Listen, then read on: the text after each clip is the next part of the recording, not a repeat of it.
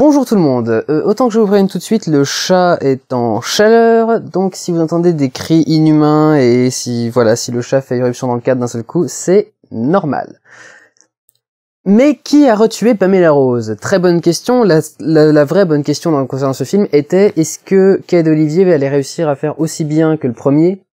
Puisque Qui a tué Pamela Rose était pour moi une des meilleures comédies françaises créées depuis des années et des années, d'ailleurs il n'y a pas eu beaucoup qui l'ont égalé depuis. Je crois même qu'il n'y en a pas eu. Si ce n'est d'autres films de Quai d'Olivier, comme Le Ticket pour l'espace, par exemple. Quai d'Olivier, c'est un duo que j'aime bien. C'est très représentatif, finalement, de l'humour Canal+, voire même Canal Satellite, puisqu'il était sur Comédie. Ils ont fini sur Canal+, quand même à un moment. Qui est l'humour avec lequel j'ai grandi, donc forcément, j'y suis beaucoup attaché. Ça peut être un peu gras et un petit peu lourd de par moments. Il y a d'ailleurs quelques passages qui sont un peu lourds dans Mais qui a retué Pamela Rose. Mais dans sa globalité, sa globalité globale, comme j'aime à le dire, Qui a retué Pamela Rose est un très bon film. Et c'était vraiment surprenant, on s'y attendait pas. J'y suis allé avec Julia, que vous connaissez, que vous avez déjà vu. On s'attendait vraiment à avoir une mauvaise surprise. Moi, les bandes annonces que j'avais vues m'avaient donné confiance parce que c'était les scènes ratées du film. Je trouvais très ingénieux au niveau des bandes annonces, puisque du coup, on voit des scènes et en même temps, on sait pas ce qui va se passer. Quasiment pas. On voit aussi les acteurs, etc. Et elle avait vu une bande annonce qui apparemment lui avait moins donné envie. Moi, la seule que j'ai vue, c'était vraiment celle-ci. Je crois qu'il y en avait une deuxième où ils parlaient je crois qu'ils sont en train de parler à Barack Obama, je crois, un truc dans le genre. Et en fin de compte, au bout de 3 secondes de film, on a déjà un éclat de rire. Et ça, pour moi, c'est quand même la marque d'une putain de comédie. Un film qui, au bout de 3 secondes, arrive déjà à te faire marrer, c'est fort.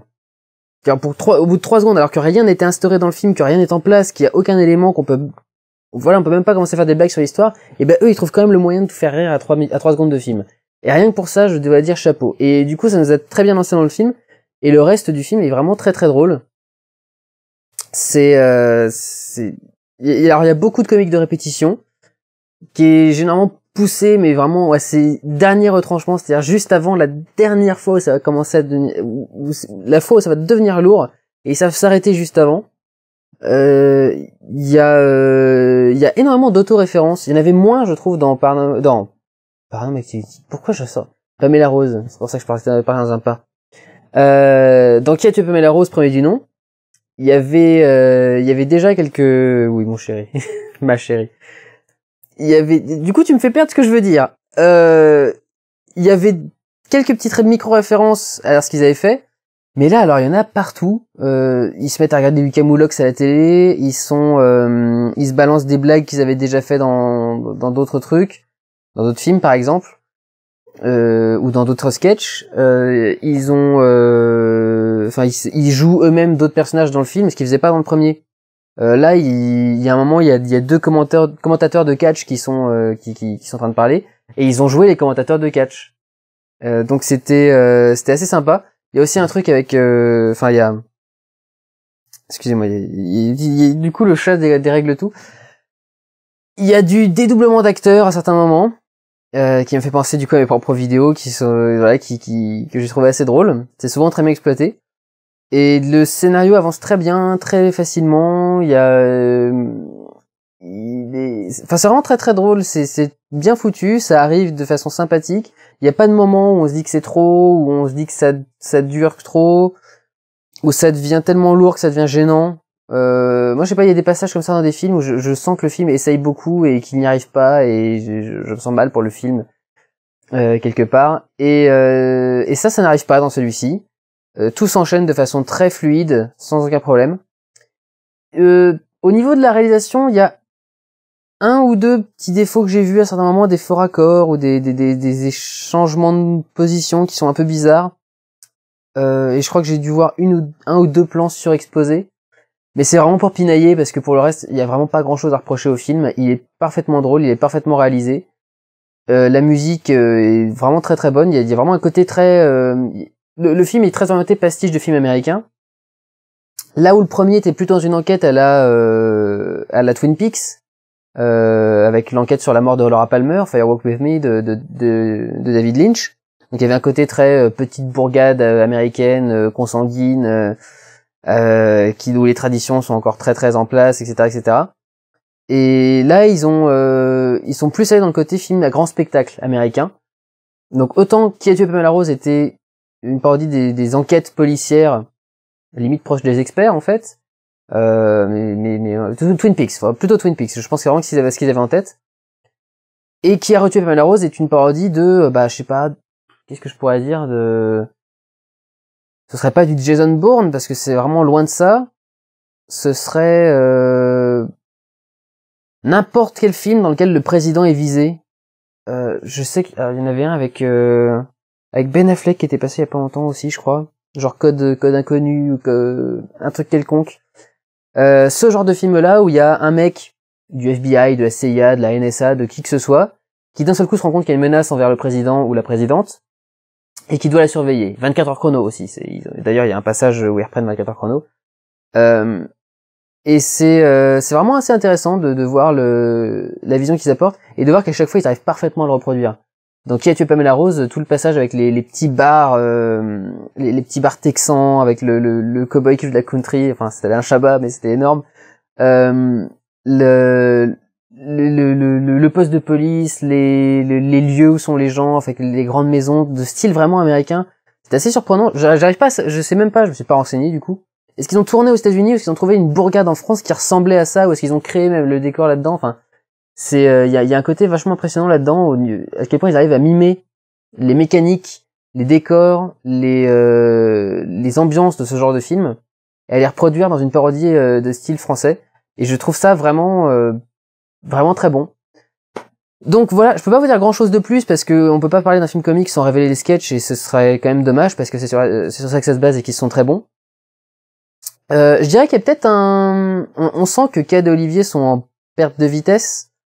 Parce que, perte de vitesse.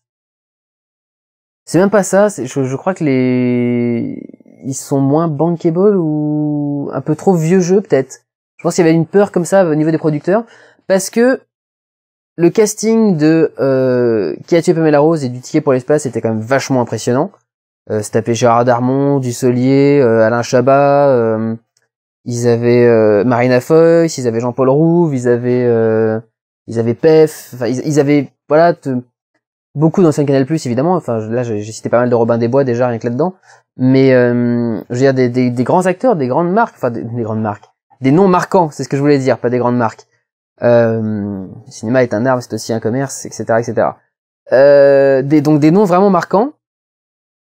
Et là ils ont quoi, ils ont quand même ils ont Omar Sy. Mais à part ça, qu'est-ce qu'ils ont si ils ont merde, forcément son nom va pas me revenir. C'est un acteur que j'aime beaucoup, qui fait aussi du one man show, qui est assez drôle, qui a un côté très très pince sans rire, très pet sec. Son nom va absolument pas me revenir, évidemment, je vais avoir aucun Blu-ray dans lequel il joue, mais il joue le sous-secrétaire du FBI. Qui a constamment d'expériences capillaires avec ses cheveux, enfin voilà. Faut que je cherche son nom, sinon je vais être frustré par cette critique. J'en ai bientôt fini de toute façon. Je vous conseille d'aller le voir. C'est vraiment vraiment très très drôle. Vous allez passer un très bon moment avec vos potes. Et vraiment c'est cool de voir qu'on peut faire de la bonne comédie française comme ça sans avoir à passer. Il y a toujours un moment dans les comédies françaises où on passe dans un moment de pathos, où on est limite en train de chialer en fait. Mais même les comédies américaines commencent à prendre ce travers-là, qui n'est pas obligatoire. On peut rester comique du début à la fin, de A à Z. Et je pense vraiment pas que ce soit Laurent Lafitte, voilà, qui joue Perkins. Laurent Lafitte qui est un acteur que j'aime beaucoup aussi. Donc voilà, il y a pas mal de c'est bien, mais c'est pas le niveau qu'ils avaient avec les deux anciens films. Au niveau du casting. Donc je suppose qu'il doit y avoir un truc genre, comme Olivier et Cad n'avaient pas fait de film ensemble depuis un bout de temps, Olivier a fait des films tout seul qui n'ont pas beaucoup marché. Il avait fait Safari avec Cad Merad et qui avait de mémoire pas super bien fonctionné. Enfin, il avait quand même dû faire ses 1 ou 2 millions de spectateurs, mais pas plus que ça. Ils avaient pas fait grand chose en fait depuis.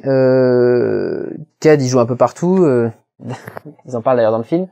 Mais Olivier, qu'est-ce qu'il avait fait en filmographie, en réalisateur? Ouais, il a fait Les Tuches et L'Italien. Je sais pas si Les Tuches avaient beaucoup marché, mais c'était quand même pas sensationnel. L'Italien, pareil. Et du coup, je pense qu'ils ont dû se dire qu'ils étaient en perte de vitesse, qu'ils marchaient moins bien, et que du coup, on n'allait pas leur donner un gros casting et un gros truc. À tort, parce que vraiment, le film est génial. Et ils sont toujours aussi bons tous les deux. Et voilà, si vous êtes des producteurs français, misez sur Cahiers d'Olivier, parce que généralement, ils ratent pas. Quand ils sont ensemble, en tout cas, ils ont du mal à rater. Quand ils ont écrit le film tous les deux. Donc voilà, en ce qui vous concerne, prenez soin de vous, allez voir des films, ciao!